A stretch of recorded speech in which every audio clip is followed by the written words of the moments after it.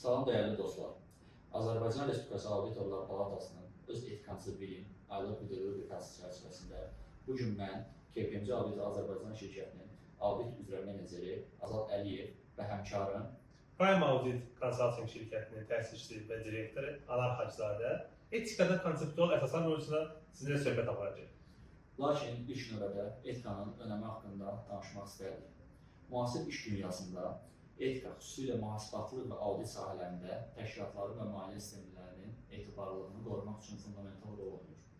Auditorlar və mühasiblər yalnız texniki biliklərə və təcrübələrə deyil, həm də yüksək etik standartlara malik olmalıdırlar. Etikanın qorunması, maraqların toqquşmasını və maliyyə hesabatlarının manipulyasiya edilməsini önləyərək ictimai inamı möhkəmləndirir. Azad müəllim, sizcə etikanın əsas önəmi nədir? Çox yaxşı sual verdiniz Anar bəy.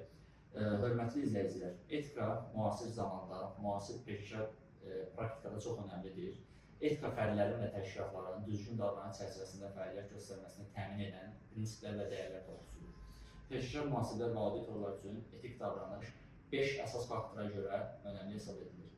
Bunların birincisi ictimai inamın qorunmasıdır. Maliyyə hesabatlarının düzgünlüyü və şəffaflığı cəmiyyətin və investorların təşkilatlara olan etibarını formalaşdırır. Auditorlar və mühasiblər düzgün və ədalətli məlumatların təqdim edilməsinə məsuliyyət daşıyırlar. İkinci önəmli məsələ peşəkar məsuliyyətdir. Mühasiblər və auditorlar ictimai maraqlara xidmət edən peşələrin sahibidirlər. Onlar yalnız öz işə götürənlərinin və müştərilərinin qarşısında deyil, bütünlükdə cəmiyyət qarşısında məsuliyyət daşıyırlar.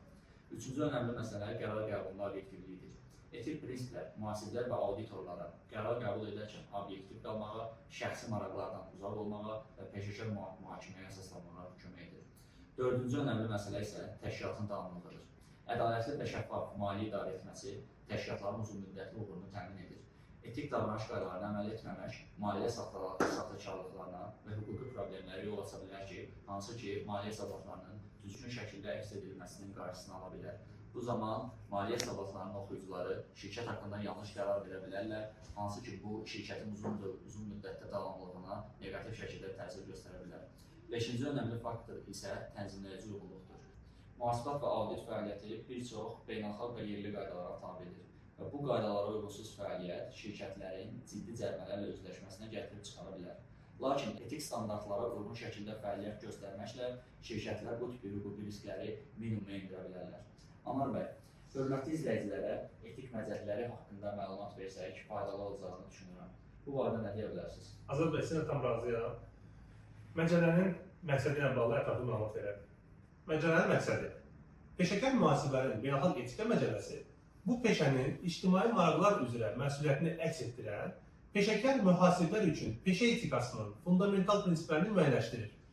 Bu prinsiplər peşəkar mühasiblər gözlənilən davranış standartını müəyyən edir. Fundamental prinsiplərə tamlıq, obyektivlik, peşəkar səriştə, burada müvafiq yanaşmadan, müvafiq peşəkar yanaşmadan söhbət gedir, məxfilik və peşəkar davranış daxildir.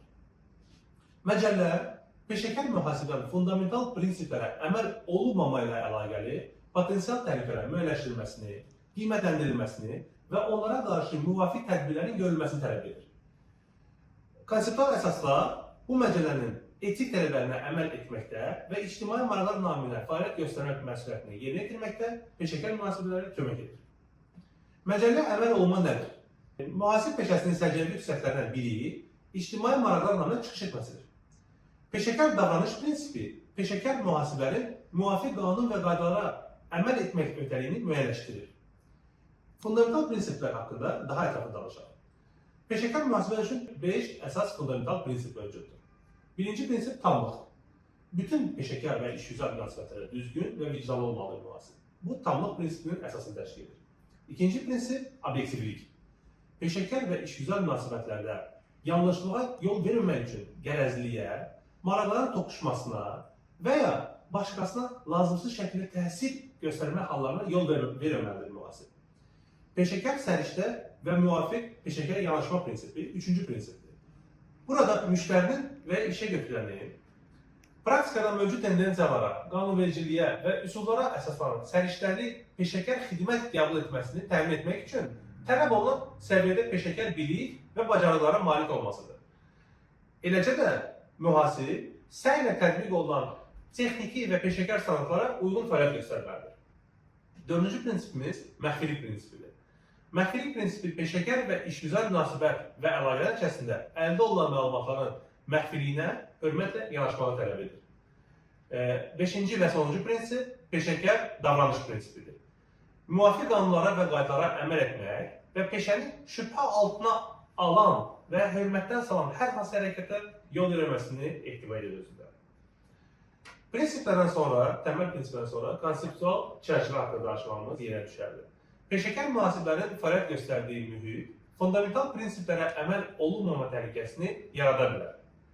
Azad bəy, bu konseptual yanaşmanın mahiyyəti və təhlükələr haqqında bizim izləyicilərə məlumat versəniz daha yaxşı olar. Razıyam sizinlə Anar bəy. Konseptual yanaşmanın mahiyyəti haqqında onu deyə bilərik ki, etik qərar qəbul etmə prosesində auditorlar və mühasiblər yalnız konkret qaydalara əməl etməklə kifayətlənməməlidirlər. Onlar müxtəlif situasiyalarda müvafiq peşəkar mühakimə tətbiq etməyə bacarmalıdırlar. Bu məqsədlə yeni etika məcəlləsi konseptual yanaşmanı əsas götürür. Konseptual yanaşmanın əsas prinsipləri haqqında danışmaq istərdim. Konseptual yanaşma konkret qaydalarla məhdudlaşmaq əvəzinə auditorları etik problemləri analiz etməyə və situasiyaya uyğun qərarlar qəbul etməyə çağırır. Bu yanaşma 3 əsas mərhələdən ibarətdir. Bunlardan birincisi etik təhlükələrin müəyyənləşdirilməsi, ikincisi təhlükələrin qiymətləndirilməsi və üçüncüsü qoruyucu tədbirlərin tətbiqidir. Bu 3 mərhələ bir-biri ilə birbaşa əlaqələr olub bir-birini izləyirlər. Etik təhlükənin müəyyən edilməsi onunla bağlıdır ki, auditorlar fəaliyyət göstərdiyi zamanda o bacarıqda, o peşəkar kompetensdə olmalıdırlar ki, hər hansısa bir etik təhlükə mövcud olduqda daim onu müəyyən edə bilsinlər. Bu və auditor etik təhlükəni müəyyən etdikdən sonra onu qiymətləndirmə bacarığına malik olmalıdır. Əgər auditor etik təhlükəni qiymətləndirdikdən sonra o qənaətə gəlirsə ki, bu ciddi bir etik təhlükədir və auditorun obyektivliyinə neqativ şəkildə təsir göstərir, auditor bu zaman qoruyucu tədbirləri həyata keçirilməlidir. Əgər müəyyən olunmuş təhlükə ciddidirsə, qoruyucu tədbirləri tətbiq edərək auditor bu riski minimuma endirməlidir. Və yaxud da hətta elə ola bilər ki, auditor müəyyən bir xidməti göstərməkdən imtina belə edə bilər. Bu, ümumi olaraq bizim konseptual yanaşmamızın əsas prinsipləridir. Azad bəy, deməli, etik təhlükəni müəyyən etməliyik, təhlükəni qiymətləndirməliyik və qoruyucu tədbirləri tətbiq etməliyik. Hörmətli izləyicilər, peşəkar mühasib fundamental prinsiplərə əməl etməmə təhlükələrini müəyyən etdikdə 4 müxtəlif təhlükəni qeyd etmək lazımdır. Kateqoriyalar üzrə ayırmaq lazımdır. Birinci kateqoriya, bu şəxsi maraq təhdididir. Peşəkar mühasib şəxsi maraqlarını işin maraqlarından, ümumi işin maraqlarından üstün tutmamalıdır. İkinci təhdid, özünə nəzarət və təhlil təhdididir. Belə ki, peşəkar mühasib öz fəaliyyətinə mütləq şəkildə kənardan nəzarət etməli. Bunun üçün müvafiq qaydada kənar audit təşkilatlarına əlaqə saxlamalı, kənar audit çağırmalıdır və işini illik əsasda yoxlanmalıdır, minimum illik əsasda yoxlanmalıdır. Üçüncü təhdid tanışlıq təhdididir. Belə ki, peşəkar mühasib işlə əlaqədar tanışlıq təhdidindən maksimum uzaq olmalıdır. Buna misal olaraq, kənar auditorlar müəyyən uzun müddət işlədikdə onlarla yaxın tanışlıq qura bilər, bu tanışlıqdan uzaq olmalıdır. Və dördüncü təhdid hədə qorxu təhdididir ki, peşəkar mühasib kənardan hər hansı bir işinə aid olan hədə qorxudan uzaq olmalıdır və öz etik riskini qiymətləndirmə bilməlidir. Azad bəy, təhlükələrin qiymətlənməsi haqqında danışdı. Peşəkar mühasib fundamental prinsiplərə əməl etməmə təhlükələrinin olmasını müəyyənləşdirdikdə, mühasib həmin təhlükənin qəbul edilən səviyyədə olub-olmamasını qiymətləndirir. Bundan daha sonra mühasibin etməli olduğu və hansı qoruyucu tədbirlər vardır? Onlar haqqında qısaca məlumat vermənizi xahiş edirəm. Çox təşəkkür edirəm Anar bəy. Qeyd etdiyiniz təhlükələr müasir dövrdə çox geniş yayılmış təhlükələrdir. Hansı ki, auditorlar daim bu təhlükələrlə üzləşir və onlarla bağlı qoruyucu tədbirlərin həyata keçirilməsi çox mühüm əhəmiyyət kəsb edir. İlk növbədə şəxsi maraq təhlükəsi haqqında danışdınız. Bununla bağlı qoruyucu tədbir olaraq onu qeyd edə bilərik ki, auditor ilk növbədə başa düşürük ki, insandır və hər bir insanın müəyyən şəxsi maraqları ola bilər. Qoruyucu tədbir olaraq auditor hər hansısa bir audit layihəsinə cəlb edilməzdən əvvəl bütün şəxsi maraqlarını rəsmi qaydada açıqlamalı. Əgər həmin şirkətdə auditorun rəsmi marağı varsa, həmin şirkətin auditinə həmin auditor cəlb edilə bilməz. İkinci qeyd etdiyiniz təhlükə özlü təhlil təhlükəsidir, hansı ki, bu da çox geniş yayılmış bir təhlükələrdən biridir. Bu təhlükə nümunə olaraq onu qeyd edə bilərəm ki, məsələn, ola bilər ki, hər hansısa bir audit şirkəti digər bir şirkətə mühasibatlı üzrə konsalting xidməti həyata keçirir, lakin növbəti ildə gəlib həmin şirkətin, həmin auditor tərəfindən audit edilməsi bir qədər etik olmur və bu auditorlara özünü təhlil riski yaradır. Bu təhlükəni aradan qaldırmaq üçün auditor ya ümumiyyətlə bu layihədən imtina etməlidir, həmin auditor üzrə fəaliyyət göstərməməlidir.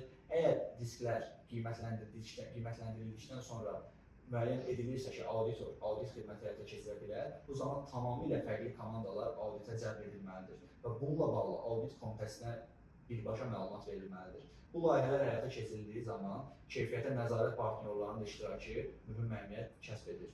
Üçüncü təhlükə olaraq tanışlıq təhlükəsini qeyd etdiniz. Çox geniş yayılmış təhlükələrdən biri də budur. Hansı ki, uzun müddətli auditor və müştəri arasında əməkdaşlıq nəticəsində bu təhlükənin yaranması labüddür. Bununla bağlı beynəlxalq standartların müəyyən tələbləri vardır. Hansı ki, biz audit rotasiyasını buna nümunə olaraq göstərə bilərik. İctimai əhəmiyyətli müəssisələrdən öz auditorlarını ən gecə 7 ildən bir dəyişmək tələb olunur və bununla da onlar auditorla tanışlıq riskini minimuma endirə bilirlər. Və sonuncu olaraq hələ qorxu təhdidi haqqında danışdınız. Çox təəssüf ki, 21-ci əsrdə biz hələ də bu təhlükə ilə bəzən üzləşirik. Lakin bunun da aradan qaldırılması üçün müəyyən qoruyucu tədbirlər mövcuddur. Burada əsasən audit komitəsinin fəaliyyəti önə çıxır. Auditorlar hər hansısa bir audit layihəsini icra edərkən mütləqdir ki, audit komitəsi ilə birbaşa əlaqədə işləsin və hər hansı bu tipdə bir təhlükə varsa, bunu dərhal audit komitəsinə bildirməlidir. Və bununla qoruyucu tədbirlər həyata keçirilərək bu risklər də minimuma endirilə bilər. Anar bəy, ümumi bugünkü danışdığımız mövzunu yekunlaşdırmaq üçün nə deyə bilərdiniz? Azad bəy, son sözünüzə görə təşəkkür edirəm. Son söz olaraq qeyd etmək istəyirəm ki, qoruyucu tədbirlərin tətbiqində əsas prinsiplər var. Bu, müqayisəli təhlildir, bu məsləhətləşmədir, şəffaflıq və sənədləşmədir və daimi təkmilləşmədir. Mühasib bunları həmişə əsas tutmalıdır. Hörmətli izləyicilər, ümidvaram ki, çəkmiş olduğumuz bu video sizin üçün faydalı oldu. Çox təşəkkürlər Anar bəy. Hörmətli izləyicilər, mən də öz növbəmdə sizlərə təşəkkür edir və gələcək fəaliyyətinizdə uğurlar arzu edirəm. Sağ olun.